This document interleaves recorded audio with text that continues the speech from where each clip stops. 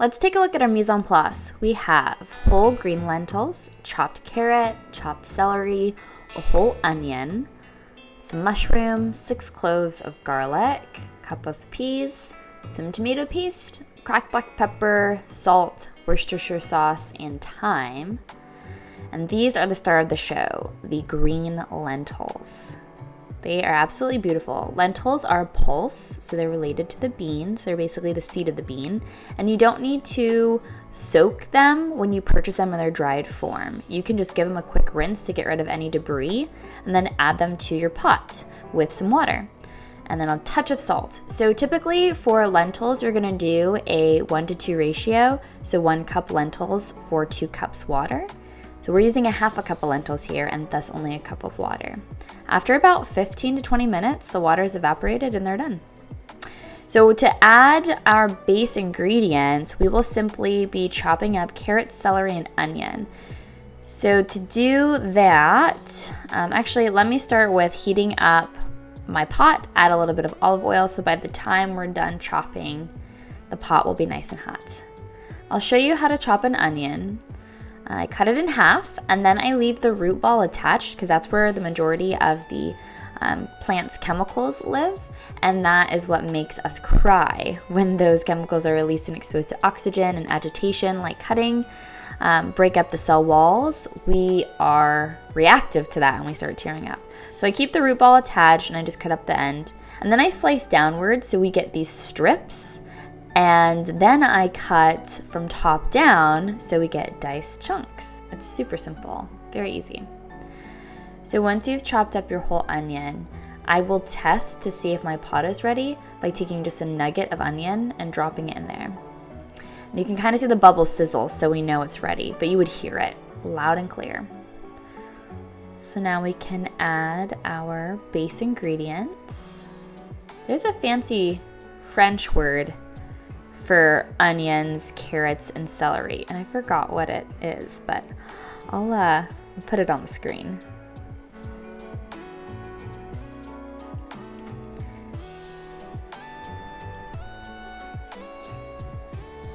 Okay, so give it a nice mix until all the veggies are well coated, and then you will prep your garlic. So traditionally, I just press the garlic with a flat knife to remove the skin, and then I'll just chop it or mince it up with my knife. But my mother gave me a garlic press, and so this time after I peel the garlic, I'm actually gonna stuff them in my garlic press and see if it's worth it. In my mind, it's always an extra mess, but maybe it's like a time saver. We'll find out. So be sure to periodically check on your vegetables so that they don't burn. All right, so I stuffed 2 cloves of garlic in here. And just give it a good press. It was actually like harder than it looks. Okay, so I don't know if you saw how I cut the garlic off of the press, but I just took my knife and I cut it off. I'll show you again. So here I stuff the garlic in the garlic press, give it a good push. Here's my knife, cut it off. Bloop. There you go. I'll probably keep dicing my garlic, but that was fun. Okay, so now we have mushrooms, and I am just going to break them up with my hands. I could chop them, but it just seems like more work in my mind. And I like really big pieces of mushroom, so I am not going to cut them small.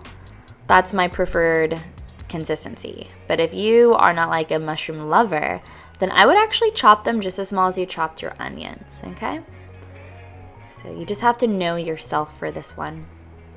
Now we're gonna add a tablespoon of tomato paste and another tablespoon of tomato paste.